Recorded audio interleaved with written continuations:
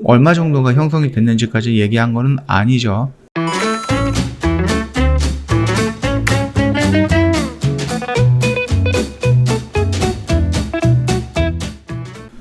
네, 안녕하세요. 허브경제TV 차호영입니다. 오늘 우리가 볼 종목은 SK바이오사이언스라는 종목을 좀 보도록 하겠습니다. 유독 이 종목만이 아니고요. 우리나라 그 백신 개발하고 있는 부분인데 임상1상 성패 좌우하는 것은 중화 항체다라고 얘기가 되고 있어요. 일단은 모더나 화이자 1상에서 중화항체가 공개가 됐었습니다. 그래서 중화항체가 형성 회복기 환자보다 2배에서 4배 정도 이상은 나와줘야 된다. 회복기 수준의 중화항체 형성이 큐어백이 결국 실패가 나왔던 거거든요. 그래서 회복기 환자 이상 중화항체가 나와야 된다. 이런 부분이 좀 중요한 부분이도 자리 잡고 있다. 그렇게 생각을 하시면 될 것 같아요. 옛날 국내 코로나 백신 개발사들이 임상 1상 결과 발표가 임박해 오고 있죠. 그러면서 중화항체 공개 여부가 관심이 집중이 되고 있습니다. 백신 효능을 평가하는 핵심 지표로 좀 보고 있거든요. 그래서 개발 성패가 달려 있다라고 합니다. 자, 모더나, 화이자 등 상용화에 성공한 해외 백신 개발사들은 예외 없이 임상 초기부터 중화항체를 좀 공개를 해왔죠. 지금 보면은요. SK바이오사이언스, 셀리드, 제넥신, 진원생명과학, 유바이로직스 이렇게 5개 회사가 백신을 개발하고 있잖아요. 일단은 중화항체가를 이제 공개한 곳은 이제 제넥신밖에 없습니다. 그 부분에 대해서 조금 부족함을 느꼈는지 주가가 조금 하락하는 모습을 연출했었죠. 백신 임상 1상은 안정성과 적정 용량을 확인하는 단계예요. 적정 용량은 부작용이 적고 중화항체가 가장 높은 수준을 정해지는 거고요. 중화항체는 코로나 바이러스와 싸우는 우리 몸속의 무기이고요. 백신 개발의 성공 여부를 판단하는 중요한 지표입니다. 원래 WHO에서 적정 중화항체가 담고 있는 면역대리 지표를 확립을 하면은 이 기준으로 백신이 제조가 되는데, 코로나는 긴급한 상황에서 그 면역 대리 지표가 아직 정해지지 못했기 때문에 상용화된 백신들은 그 대안으로 회복기 환자와 중화항체를 비교해서 적정 용량을 결정을 하고 있다라고 합니다. 그래서 전문가들은 백신 그 임상 1상 결과가 나왔다라고 하면은 중화항체가 반드시 공개가 되어야 된다라고 입을 모으고 있어요. 그래야지 이게 성공한 건지 아니면 실패할 확률이 높은 건지 그거를 좀 판단할 수 있는 거죠. 일상 연구 디자인에서 중화항체가 측정이 있었다면 공표해야 되고요. 임상 계획서에 중화항체가 측정 내용에 들어가 있지 않은데 그 임상 계획서가 승인이 나온다면 그건 문제가 있는 것이다 라고 합니다. 백신 개발 성공에 대한 기준도 없고요. 그 다음에 중화항체 형성 여부만 공개하면 의미도 없다라고 하거든요. 그래서 항체가 형성되면 비교 대상이 있어야 하므로 코로나는 그 임상 계획서가 아직 없어서 회복기 환자를 기준으로 보고 있는 것이다. 좀 반복적으로 얘기하고 있는 거죠. 모더나가 지난 5월에 공개했던 일상 중간 데이터를 보면은요. 25 마이크로그램의 용량에서 회복기 환자 수준의 중화항체가 형성이 되고요. 100 마이크로그램 용량에서 회복기 환자 수준을 초과했다라는 내용을 담고 있습니다. 비슷한 시기에 화이자 역시 1상에서 10, 20, 30 마이크로그램의 용량으로 진행을 했고요. 이 중 30 마이크로그램에서 회복기 환자의 중화항체보다 2배 이상이 생성이 되면서 심각한 부작용도 나타나지 않았다라고 좀 밝히고 있습니다. 자, 일단은 현재 모더나 같은 경우는 100, 화이자 같은 경우는 30 용량으로 전 세계 사람들이 접종을 하고 있거든요. 그래서 회복기 환자 대비 2배에서 4배 정도 이상의 중화항체가 나온다. 반면 큐어백 같은 경우는요, 임상 1상에서 회복기 환자와 비슷한 정도의 중화항체가 형성이 되었고요. 결국 지난달 코로나 백신 개발 실패 소식을 알려왔죠. 자, 화이자나 모더나가 코로나 백신을 개발하면서 1상 결과를 용량별로 중화항체가 공개한 것은 우리가 어떤 근거로 적정 용량을 선택해 주는지 알려주기 위해서예요. 지금까지 상용화에 성공한 백신들의 중화항체가는 그 회복기 환자 이상으로 나온다라고 좀 보고 있습니다. 일단은 국내 백신 개발사들이 대부분 중화항체가 공개 여부에 대해서는 확답을 못하고 있습니다. 셀리드가 지난 6월에 바이오코리아에서 임상 1상 중간 결과를 발표를 했는데요.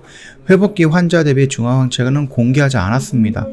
30명 중간 결과는 학회에서 발표를 했고 120명 결과는 분석 중이며 이달 하순 정도에서 집계가 될 것 같다. 중화 항체가 공개 여부는 내부적으로 논의를 해봐야 된다라고 좀 살짝 빼고 있죠.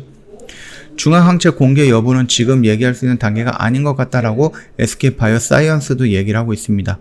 7월 중에 임상 3상에 들어가는 게 목표인데 3상하기 전에 1상 데이터에 어떤 형태로든 발표할 계획이다라고 좀 전해져 있고요. 진화생명과학 관련자들은 중화항체가 질병청에서 분석하는 걸 받아내야 하기 때문에 일단 7월 중으로 우리가 확보한 1상 결과부터 발표를 하겠다. 이런 식으로 좀 얘기를 하고 있습니다. 그 다음에 유바이로직스 같은 경우도 임상 1상 결과에서 중화항체 형성 여부만 공개를 했지 얼마 정도가 형성이 됐는지까지 얘기한 거는 아니죠.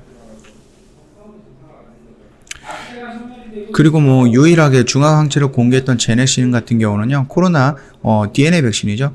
GX19N 임상 1상에서 코로나 회복기 환자 대비 환자 대비 9.8%에 불과했다라고 합니다. 다만 심각한 이상 반응을 보이거나 부작용으로 임상이 중단한 참가자는 없어서 안정성은 확인이 됐고요. 그리고 인도네시아 시각청에서 임상 2상과 3상 시험 계획을 승인을 받았다라고 하죠. 자, 이처럼 일단은 SK 바이오사이언스도 임상 3상을 진행을 할 건데, 조금 불안한 부분이 생긴 거죠. 얘네들이 중화항체가 어느 정도 형성이 됐는지를 보여주지 않았다라는 겁니다. 화이자랑 모더나 같은 경우는요, 거의 한 2배에서 4배 정도까지, 그러니까 200에서 300%, 400% 정도까지를 보여줬다라고 하는 건데, 글쎄요, 제넥시는 공개한 게 거의 한 10%에 불과하거든요. 굉장히 부족한 부분이에요. 이것 때문에 지금 GX19N의 임상 1상 발표가 조금 불안정했다라는 그런 부분이었고요. 지금 우리가 좀 알고 싶었던 SK 바이오사이언스 측에서 보여주는 중화항체가 어떻게 정도 나왔느냐, 그게 조금 중요한 것 같은데 아직 얘기할 수 있는 단계가 아니다라고 하니까는 글쎄요, 좀 속 시원히 얘기해주면 어떨까 그렇게 하는데요.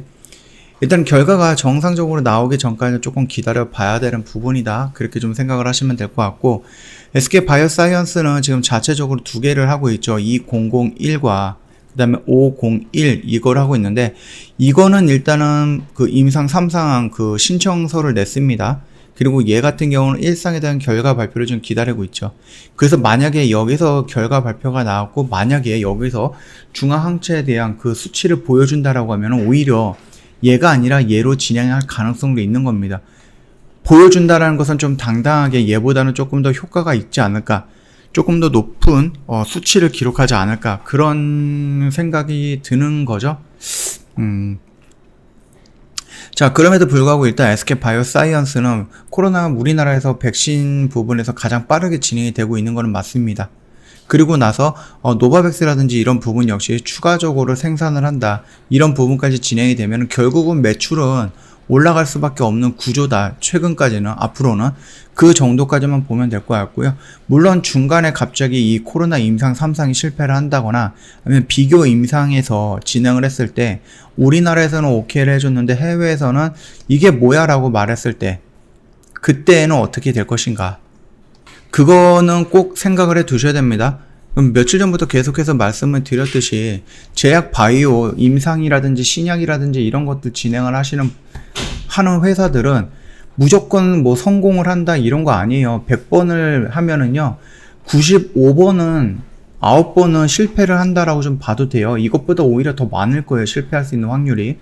그렇기 때문에 지금 당장 이제 긴급 사용 승인이라는 이 키워드 안에 갇혀 있어서 우리가 확률을 되게 높게 보는 경향이 있는데 이렇지 않습니다, 실질적으로 보면은. 그러니까는 요것도 꼭 우리가 염두를 해 두고 있어야 되는 부분이다. 만약에 당장이라도 이런 부분에 대해서 조금 안 좋은 이슈가 나오면은 물량 갖고 있는 것들은 일단은 빠르게 좀 정리하고 그게 안정화가 되면 다시 들어가는 그런 관점으로 접근하는 것도 나쁘지는 않다라고 생각을 합니다. 그 점 참고해 주시면 되겠고요. 일단은 여기서 임상 3상 신청서를 제출했다라는 이슈와 함께 보호예술 물량까지 나왔음에도 불구하고 크게 밀리지 않고 오히려 추세를 좀 전환하는 모습이기 때문에 요 정도 본다라고 하면은 아직까지는 지금 자리가 위험한 자리는 아니다, 그렇게 좀 말씀을 드리도록 할게요. 저희 허브경제TV 홈페이지 오시면은요 카톡 친구 추가하는 방법이 있거든요. 여기 사진으로 다 이렇게 올려놨으니까 천천히 보면서 카톡 친구 추가하시면 되겠고요. 카톡 친구 추가를 하셔야지 저희가 드리는 혜택을 받을 수 있는데 그 혜택 내용이 바로 무료 추천 종목 제공입니다.